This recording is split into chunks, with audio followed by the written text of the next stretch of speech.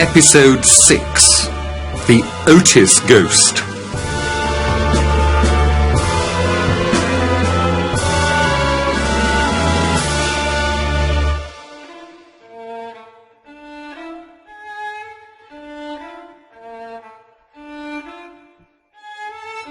The ghost was very upset.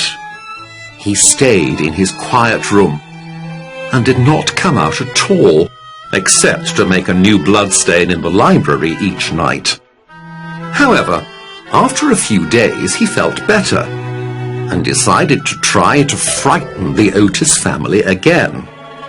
That night there was a terrible storm. The wind shook the doors and windows of the old house. The ghost was happy. He heard the family go to bed, and he waited until the house was dark and quiet.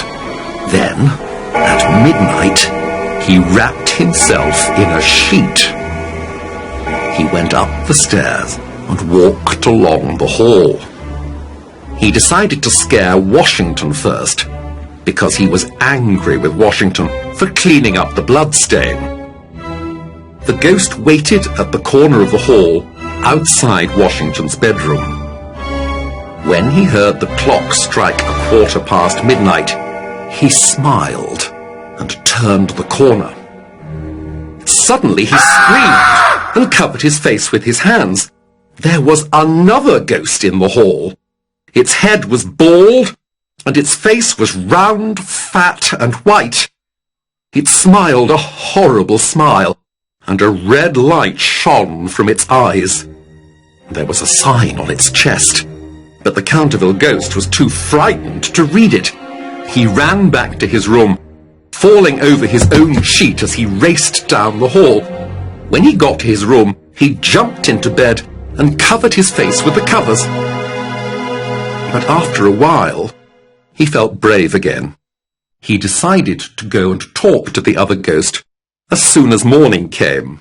After all, he thought, 2 ghosts are better than 1. We can frighten the family together.